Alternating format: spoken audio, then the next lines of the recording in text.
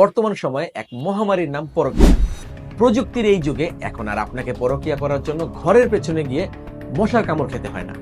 বর্তমান প্রযুক্তির যুগে পরকীয়া আপনার জন্য সহজ একটি বিষয় হয়ে দাঁড়িয়েছে। অবৈধ এই সম্পর্কের কারণেই আপনার সংসারে অশান্তি ও ভাঙন সৃষ্টি হচ্ছে।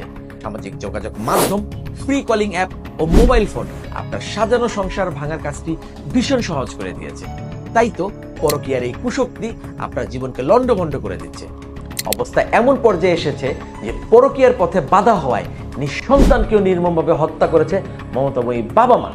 পত্রিকার পাতা খুলতেই চোখে পড়ে এমন সব দুঃখজনক খবর। পরকীয়ার এই ভয়াল থাবা ধ্বংস করে দেয় আপনার নিষ্পাপ ছোট্ট শিশুর কোমল ওই পৃথিবীকে। মা বাবার ভালোবাসা আর নিরাপত্তার আশ্রয়ে যে শিশু বেড়ে ওঠার কথা, হঠাৎ সেই আশ্রয় যখন ভেঙে পড়ে তখন তার মনে জমে ওঠে এক অসমাপ্ত প্রশ্নের পাহাড়।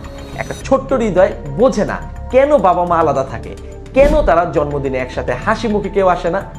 পরকীয়ার এই বিষাক্ত ছায়া আপনার কোমলমতি শিশুর ভিতর গেঁথে দেয় অবিশ্বাস, অপরাধবোধ আর এক নিঃসঙ্গ শৈশব।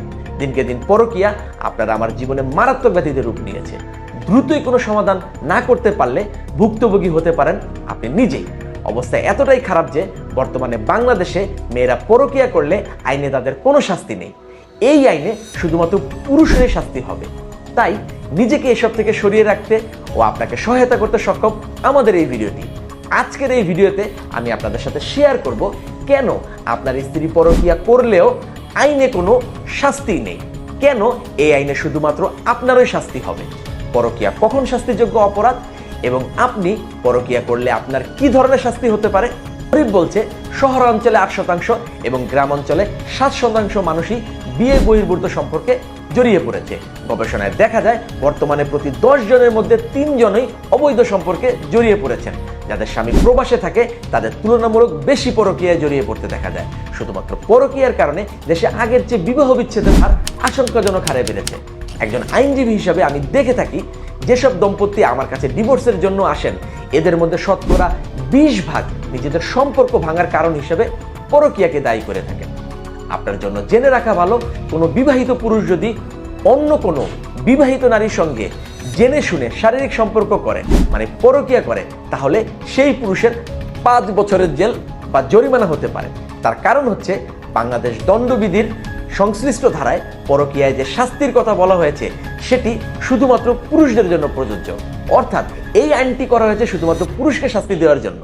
আপনি জানেন কি, বাংলাদেশের প্রচলিত আইনে নারীরা পরকীয়া করলে তাদের বিরুদ্ধে কোনো শাস্তি নেই। শুধুমাত্র এই আইনের কারণেই আমাদের দেশের নারীরা পরকীয়া করলেও তার কোনো শাস্তি হওয়ার সুযোগ নেই। শুনে নিশ্চয়ই আপনাদের অবাক লাগছে। আশ্চর্য হলেও সত্য, এটাই বাংলাদেশের বিদ্যমান আইন। অর্থাৎ স্পষ্টতই বোঝা যাচ্ছে যে এই আইনটি শুধুমাত্র আপনাকেই শাস্তি দেওয়ার জন্য করা হয়েছে। যদি কোনো কারণে আপনার স্ত্রী সত্যি পরকীয়া করে তবুও আপনি তার বিরুদ্ধে অভিযোগ আনতে পারবেন না। এটাই বাংলাদেশের বর্তমান আইন।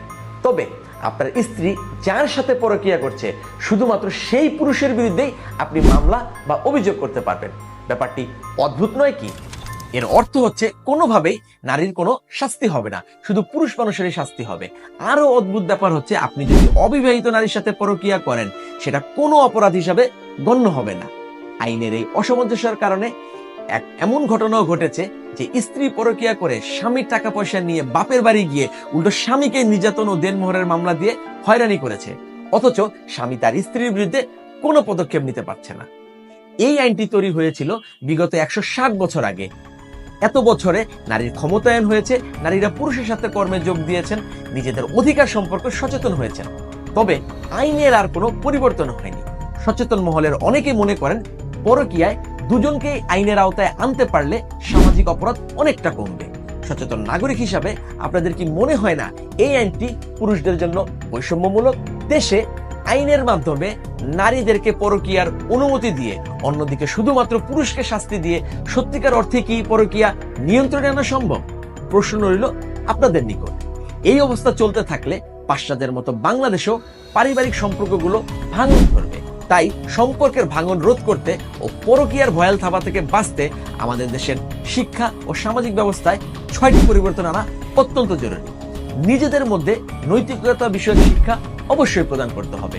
2, পারিবারিক মূল্যবোধ তৈরির ব্যাপারে আপনাকেই পদক্ষেপ নিতে হবে। 3, সমাজের অসুস্থ বিনোদন বন্ধ করতে হবে। বিশেষ করে আমাদের প্রতিবেশী একটি দেশের তথাকথিত নাটক ও সিনেমা যার মূল উপজীব্যই হচ্ছে পরকীয়া, সেগুলো বন্ধ করতে হবে। স্বামী বা স্ত্রী একে অপরকে পর্যাপ্ত সময় দিতে হবে। 5, অবশ্যই আপনার বিয়ের আগে নিজেদের মধ্যে কাউন্সেলিং করতে হবে। 6, নারীদেরকে স্বামীর অর্থনৈতিক অবস্থার প্রতি সম্মান রেখেই উচ্চাবিলাসের মন মানসিকতা পরিহার করতে হবে। দিন শেষে পরকীয়া আপনার শিশুর জন্য এক অপূর্ণতার গল্প হয়ে বিদায় নিতে পারে। এই অপূর্ণতা হয়তো কোনোদিনই আর পূরণ হয় না, কারণ বাস্তবতা বড়ই নির্মম ও নিষ্ঠুর। তাই চলুন পরকীয়াকে না বলি।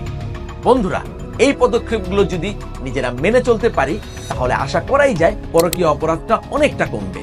সচেতন নাগরিক হিসাবে আমাদের ভিডিওটি লাইক এন্ড শেয়ার করে আপনার সকল বন্ধুদের জানিয়ে দিন এবং বৈষম্যহীন সমাজ গড়তে আমাদের সাথেই থাকুন।